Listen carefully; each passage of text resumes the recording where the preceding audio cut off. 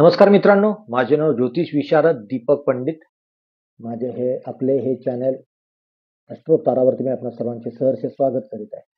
मित्रांनो, सध्या मी एक सिरीज चालू केलेली आहे या चॅनेलवरती. त्यामध्ये राहू हे 12 भावांमध्ये असता कुंडलीच्या कुठल्याही भावामध्ये असताना तुमचं जीवन ध्येय काय, तुमचे राहिलेले पेंडिंग कर्म काय आहे आणि ते कंप्लीट करण्याकरता त्या स्थानातील राहू तुम्हाला कसं मदत करतोय किंवा ह्या जन्माचं प्रयोजन काय आहे राहू त्या स्थानात घेतल्यानंतर. त्यातले पहिले 2 व्हिडिओ झालेले आहेत.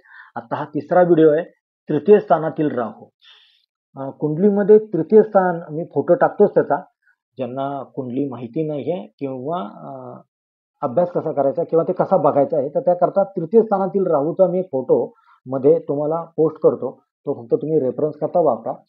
तर ते तृतीय स्थानातील राहू जेव्हा येतो तेव्हा ते तुम्हाला अपूर्ण आकांक्षा तुमच्या काय आहेत पास्ट लाईफ मधल्या किंवा पेंडिंग कर्म काय आहेत ते, किंवा आता ह्या जन्मामध्ये तुम्हाला तृतीय स्थानातच राहू का मिळालाय, त्याचं प्रयोजन काय आणि तुम्ही त्याचा पेंडिंग कर्म क्लिअर करण्याकरता कसा वापर करून घेऊ शकता स्मार्टली, वाईजली, योग्य त्या प्रकाराने, दुसऱ्या कुणालाही न दुखावता, त्रास न देता, हे आपण पाहणार आहोत. त्यातला तृतीय भाव.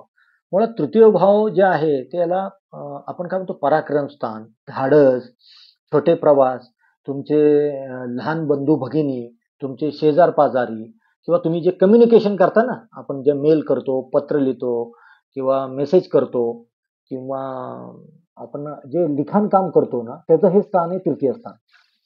आता ह्या स्थानात जेव्हा राहू पडतोय तृतीय स्थानामध्ये, तेव्हा त्या अपूर्ण आकांक्षा कुठल्या असू शकतात बाबा तुमच्या पास्ट लाईफ मधल्या? कारण राहू आलाय, तो दर्शवतोय तुमच्या अपूर्ण आकांक्षा. तर कुठल्या अपूर्ण आकांक्षा असू शकतील तृतीय स्थानातल्या? ते सगळ्यात पहिलं म्हणजे संवाद.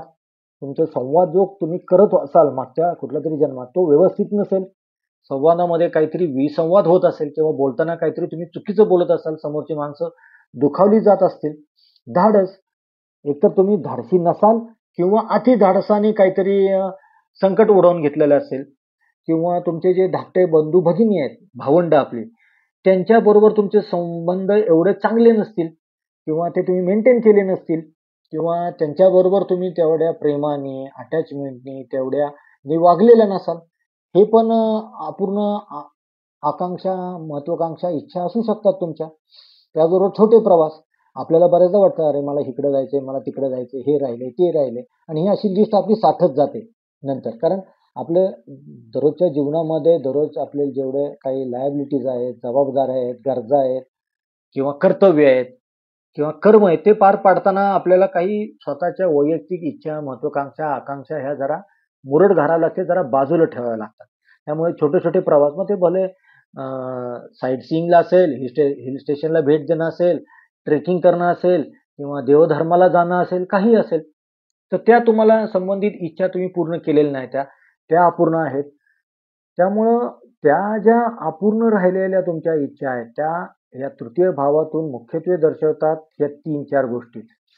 त्यामुळे तुम्ही संवाद कौशल्य जे आहे तुमचं किंवा लिखाण जे आहे ते कसं बिनचूक होईल, कोणाला न दुखवणारं. म्हणजे आपण आता बघतो ना सोशल मीडियामध्ये, मी नावं घेऊ शकतो, आत्ताच्या गाजलेल्या काही 2-4 केसेस आहेत की त्यांच्या एका चुकीच्या बोलण्यामुळे त्यांचं सगळं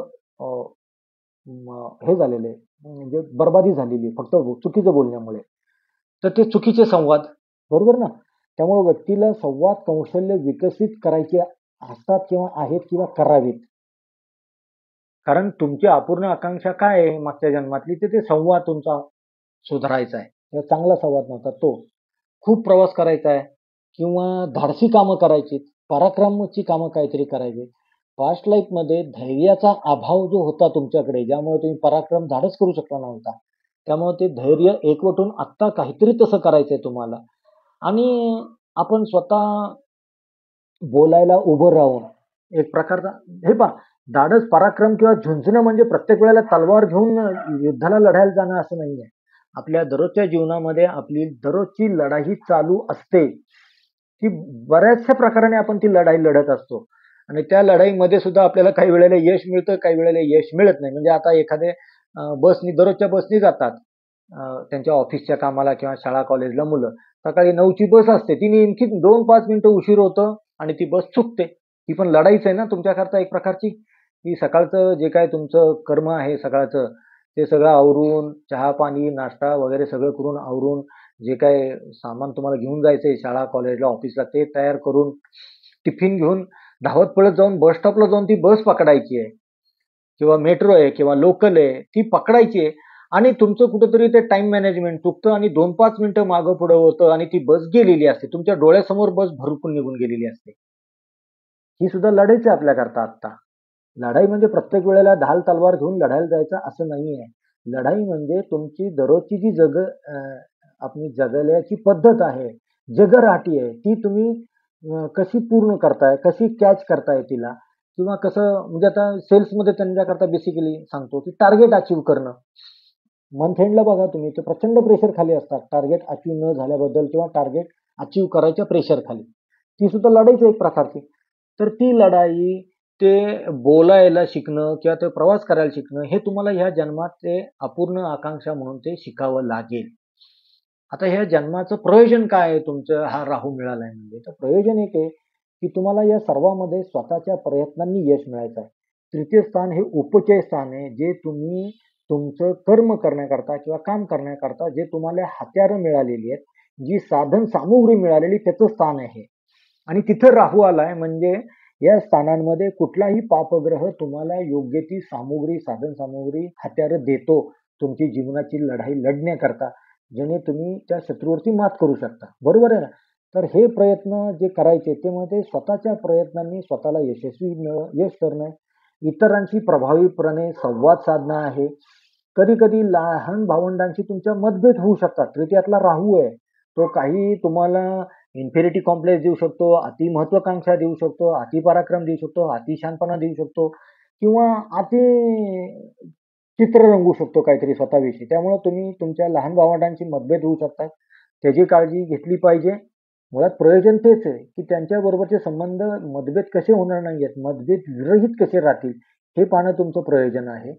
ह्या जन्माचं प्रयोजन जे आहे ना, ते मुळात धाडस, पराक्रम, झुंज, संवाद, योग्य तो संवाद आणि सेल्फ एक्सप्रेशनचा आहे. बरोबर आहे ना? हे प्रयोजन आहे. मग आता इथला राहू तुम्हाला काय करतो, तर तो हिंमत शिकवतो. तुम्हाला जन्मताच काही देणग्या मिळाल्या असतात. तर त्यातली एक आपण म्हणतो ना, डेअरिंगबाजच जन्माला होता बरं का तो. डेअरिंगबाजच होता. तर तो डेअरिंगबाजपणा आहे ना, हा तृतीयातल्या राहूची देणगी असू शकेल. त्याचबरोबर तुम्हाला भाऊ-बहीण पण देतो तो टेस्ट करण्याकरता, की बाबा मागच्या जन्मात ह्याने चुका केल्या, तर ह्या जन्मात कसा वागतोय? त्यामुळे तिथं भाऊ-बहीण सुद्धा भरलेलं घर म्हणतो ना, भाऊ-बहिणी असलेलं, ते घर तुम्हाला मिळतं. लेखनाची संधी देतो, लेखनाची शैली देतो, लेखनाचं पण काम देतो. फक्त ते तुम्ही कशाप्रकारे करू शकताय, हे तुम्हाला ते स्वतःच्या प्रयत्नांनी करायचंय. बरोबर आहे ना? त्यात तुम्ही किती आत्मा भरताय, त्यात तुम्ही किती मन लावून काम करताय, किती नीटनेटकं काम करताय, किती चांगलं काम करताय ते, हे त्यात मेन आहे. आणि कोण काय म्हणेल याची चिंता न करता स्वतःच्या मार्गावरती निसंकोचपणे चालत जाण्याची शक्ती, ताकद, खुमारी तुम्हाला हा तृतीय स्थानातील राहू देतो. म्हणजे म्हणतात ना ते, "हाती चले बाजार, कुत्ते भोके हजार." तसा हा तृतीय स्थानातील राहू आहे. त्यामुळे तुम्ही तुमचं ध्येय लक्षात ठेवा, तुम्हाला काय गाठायचंय, हे प्रयोजन काय आहे या जन्म आणि तृतीय स्थानातील राहूचं, ते लक्षात घेऊन त्यानुसार म्हणजे धाकटी भावंड आहेत, तर त्यांच्याबरोबर चांगले संबंध ठेवा, शेजाऱ्यावर चांगले संबंध ठेवा. लिखाणाचं काम आहे तुमचं किंवा लिखाण करायची इच्छा आहे, तर ते व्यवस्थित करा लिखाण वगैरे. आणि सगळ्यात महत्त्वाचं म्हणजे धाडस करायचंय, झुंजायचंय, पराक्रम करायचा म्हणजे उगाचच कोणावरती सपासप तलवारी शब्दाच्या कोणाला चालत बसू नका. संवादच आहे. ते योग्य त्या ठिकाणी, योग्य त्या प्रकारे, योग्य त्या शब्दामध्ये समोरच्याचा आत्मसन्मान, मान, वय त्याचा मान राखून ते कसं एक्सप्रेस करता येईल हे तुम्ही बघा. तर ह्या राहूचा तुम्हाला प्रचंड उपयोग होईल आणि ह्या जन्माचं जे प्रयोजन आहे ना, ते पार पाडायला मदत होईल. मित्रांनो, राहूचं प्रयोजन जे आहे आपल्या पास्ट लाईफमधले पेंडिंग कर्म क्लिअर करण्याकरता, त्यावरती बोलावं तेवढं थोडं आहे. अनुभवाचा साठा प्रचंड मोठा आहे. ते कसा उपयोग होतो, कसा दुरुपयोग होतो याचे मी तुम्हाला वेगवेगळे अनुभव सुद्धा सांगू शकतो किंवा सांगू शकेल. परंतु अ, वेळेची मर्यादा पडते. व्हिडिओ फार मोठा व्हायला नाही पाहिजे हे सुद्धा आहे. लॉजिक त्याच्यामागे आणि ते तसं चांगलं पण नाहीये. तर आशा करतो की माझा हा प्रयत्न आपल्या पसंतीस आला असेल. फक्त एक विनंती मित्रांनो, तुमच्या जन्मकुंडलीमध्ये राहू कोणत्या भावात आहे हे जर का तुम्ही कॉमेंटमध्ये सांगितलं तर त्यानुसार मी तुम्हाला तुमच्या कुंडलीतल्या भावानुसार जर राहूचं जे व्हिडिओ आहे, एपिसोड आहे ते तो मी तुमच्यावर शेअर करू शकेल, की तुम्हाला तिथे त्याची लिंक मी देईल. तर आशा करतो की माझा हा प्रयत्न आपल्या पसंतीस आला असेल. तर कृपा करून माझं हे चॅनलला लाईक, सबस्क्राईब करा. आपल्या मित्र परिचितांना देखील लाईक आणि सबस्क्राईब करायला सांगा आणि राहूचं जे जीवन ध्येय आहे, ते समजून घेण्याकरता माझ्या चॅनलला जास्तीत जास्त लाईक करा, सबस्क्राईब करा. धन्यवाद.